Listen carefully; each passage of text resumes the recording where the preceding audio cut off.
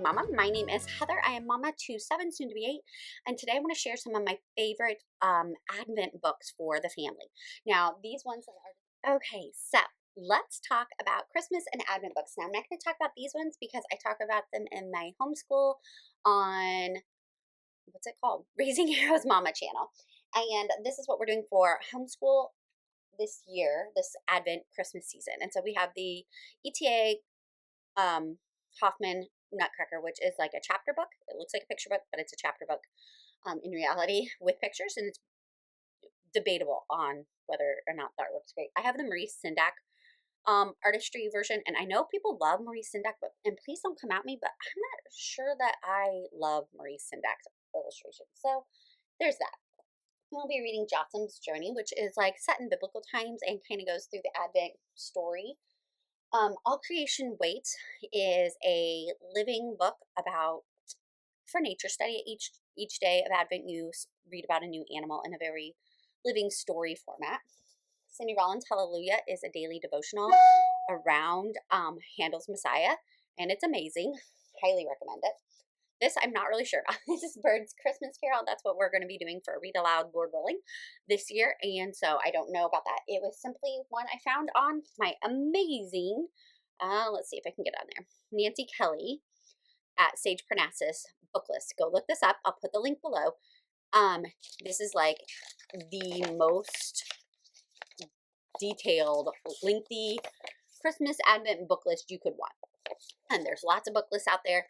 I love Nancy Kelly's, for one, because I know she values a living quality book. Sorry about the light there. And also because this is so extensive and she breaks it down into categories. So you have like favorite collections, mini books, books for moms, poetry, picture books, chapter books. I mean, it's broken down really well. And a lot of these are very accessible in your library, and that's how I check them out first. So go to the link below and do that. Now I'm going to share some of our favorite Advent and Christmas books. I'm going to go as quick as I can because honestly, I have a ton. I was a teacher before, and so I have a lot of books for this one particular holiday, more than a normal human should have probably. It lives in a tote under my bed all year until after Thanksgiving I break it out. And I'm going to share some of my favorites and my family's favorites. So first up is The Story of Christmas by Patricia Pingree. If you have little babies or little toddlers, this is what I recommend. Get some board books, people. They are great. Patricia Pingree does a great job with Bible stories. Another one that I don't have over here, but is Pout Pout Fish, Merry Merry Christmas. Babies love that as well. Now I'm going to share some of our favorite picture books. Like I said, this is not an exhaustive list. These are just some of our family favorites. So first up is mine from my childhood, which is the Nutcracker Ballet, and I believe this is if this is not my copy from when I was a child, then it's identical because I had the same one, and loved it. My kids love Nutcracker. As you can see, we're doing a Nutcracker study, but we've had this for years. My kids go out and read it. It has actually really cute pictures for, one of these step into reading books. And it tells the story really well. It's great. I think, what is this? It says it's for grades 1 through 3, but that's a wonderful option. This is also one from my childhood, The Night Before Christmas, and it's illustrated by Douglas Gorsline, and his artwork is phenomenal. Like, I cannot stress enough how amazing this artwork is in this book. As you probably know, it's the famous poem, The Night Before Christmas, and it's wonderful. He just has some great illustrations, is really why I like this version, and also it's the one my parents read to me as a child, so I love that one. And The Other Wise Man by Henry Van Dyke. You either love it or you hate it. So I'm just going to read you the back. It says, this is the story of Artaban, one of the Magi, who sells all that he owns and buys 3 jewels to give to the Christ child.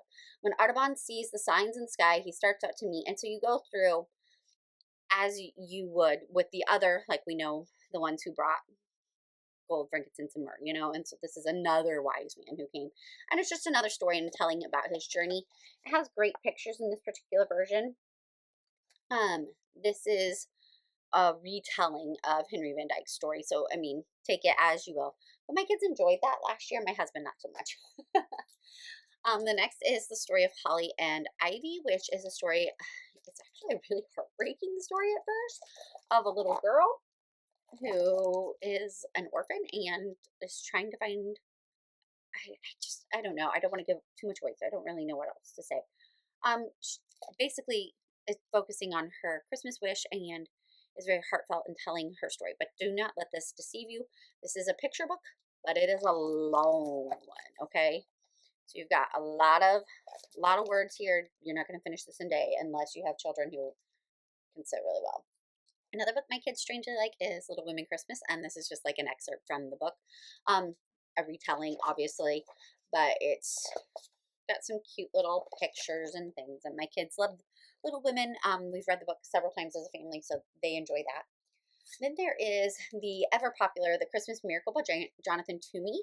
And Jonathan Toomey is a wood carver. He keeps to himself, though, and never smiles or laughs. One day in early winter, the widow McDowell comes to call.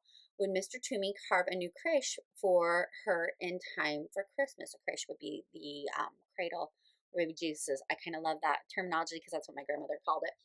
But it just has some beautiful pictures. It is a longer story again. And it's a heartfelt story. It's a favorite for many. So you should be able to find it at the library, though, unless libraries are getting rid of it like this. Hang on. And then probably the number one family favorite is Story Orchestra, The Nutcracker. If you've not seen Story Orchestra, go check them out. This tells the basic story of the Nutcracker. It is not amazing writing. Pictures are, yeah, they're okay. What is redeeming about this is it plays the whole song, not the whole song, it plays a portion of the song from the composer. You go through and it has it for every day. It tells, my son has ripped some of the pages out. So there's usually a page right here that tells about the composer. I had to tape it back in. And then here it tells you about each song that you've pressed along the way. And they have several in the series. This is the Nutcracker version, so we try to hide it until Christmas time. But as I said, my children love this, so they always find it. But that is highly recommended. And then I'm going to go into some longer read alouds that I love or we have loved and enjoyed. So, of course, you can't go wrong with Christmas Carol. We usually read that every year. Either I read aloud or we get an audiobook. This is just like a cheap version. There are so many pretty versions out there. I've got this. This is what I have. So my kids aren't getting like amazing illustrations. We actually did have, I think up until last year, I think it got destroyed, like a Mickey Mouse Christmas Carol. You've probably seen the cartoon. And we had the book version, like those old big Disney books that they had. That was mine, and I think it got destroyed by the boy. But so they kind of saw images that way, but mostly they've just heard it. And so I've read it for all ages. They all listen. For the most part, they take in what they can get. I love it. I have enjoyed reading that. I'm sad that we probably won't get to this year, but that's life. Next is One Wintry Night, and honestly, I'm trying to remember the story. It is a chapter book. It has some pictures in it. Um, but like a boy gets lost in the snow or injured or something, and then he stumbles upon a cabin of like this widow woman, and he's rather poor. She's rather wealthy comparatively up in the mountains, and just kind of helps him understand the meaning of Christmas. And it actually is really beautiful. I do remember that. I don't know. She goes through the Bible story. I'm trying to look here. Um, I really enjoyed it. It wasn't. I didn't feel like it was overhanded preaching, but that may just be me. But we enjoyed that.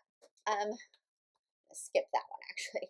Then we have The Quiet Little Woman, which is a Christmas story from Louisa May Alcott. And my oldest read this last year, and I've read it in the past, but it's just let me see if I can remember here. Yeah, it's a story. Oh, that's what it was. It was a story of an orphan girl. This one has The Quiet Little Woman, Tilly's Christmas, and Rose's Tale. So they're just like three little women that it tells about, and it's just different Christmas stories that in the Louisa May Alcott style of writing that follow three little girls of various standing. And so that was good. And next up I have O. Henry's The Gift of the Magi and Other Stories, and this is apparently my copy from 1999. I honestly don't remember. I've read sections. It has a little short story. So you have the 4 Million, The Gift of the Magi, Cop and the Anthem. Yeah, I've read some of these. So if you're looking for some short stories, this was something that I remember. I think I read it for school, maybe. I don't actually remember where I picked it up. But over the years, I've read a couple of the different short stories. They're great for me. I think I'm going to have my high school read one of these. They're so varied. I couldn't go over each one, but if you like O. Henry's writing style, then this may be a good option for you. Next up, I have two of our read alouds that we did last year. I don't have the very best Christmas pageant ever. It's missing, but we do love that book. It wasn't. We don't love it like the way some people love it. It was enjoyable. It was good, and we moved on. And so last year we read The Lion in the Box by Marguerite d'Angely, and this story was so sweet. It's about these five children. They've lost their father. Their mother's working all the time. I think it's early 1900s setting. I believe I remember her saying it was about a friend. It really was based on her, but it is just a beautiful story. It was fun. It's short, so my kids enjoyed that. But it was one that they said, keep reading, and you kind of learn about their life, and then you see kind of what life was like then for those who are impoverished, who were struggling, but how they still found beauty and joy within each other, and how they were so giving to others. It was really enjoyable. One that we read that I didn't love, my older kids didn't love, my little kids did. So I'm going to share it. I don't know if you'd see because of the light. It's called A True Gift by Patricia McLaughlin, who wrote the Sarah Plain and Tall. It was a little trite. I'm going to be honest. But for third grade and under, they loved the story. I mean, older kids and I, not so much. But it's a typical reading age. So it's just a very kind of trite story.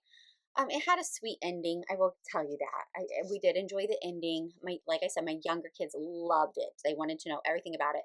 Basically, two kids are staying with their grandparents on a farm, and I don't know how much to say. How much do you say about this book? Because it's so short. Um, Things are changing on the farm, and the kids are trying to do some things to help. And it's a lot of the story is not just kids.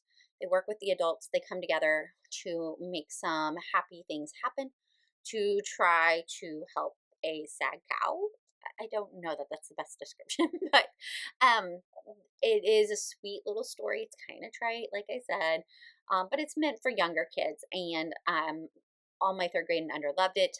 My third grade and under who are able to read chapter books could definitely read this easily. There's not illustrations on every page, but as you can see, the text is fairly big. It's spaced pretty well. It's good for young readers, and so they enjoyed that. And so those are my various Christmas books that we have. Like I said, I have so many more. Let me show you. That whole box is Christmas books, and Hanukkah and Kwanzaa. But we read through all of those at various times. Oh, wait, what is this? I found another one that they love. I forgot. We just got this last year. So it's a Nutcracker picture book from Usborne, and it has all the little cutouts. So my little ones do love that as well. But I digress.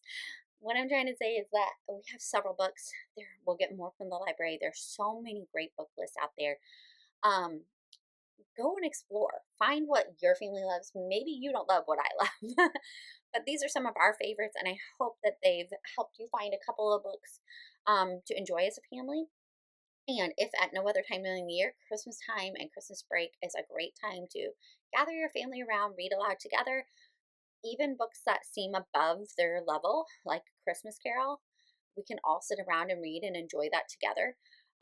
There's so many wonderful ways to come together, but at Christmas time, it's when you want to be cozy and do all these wonderful reads. And so I really encourage you, check out your library. You don't have to buy all the books.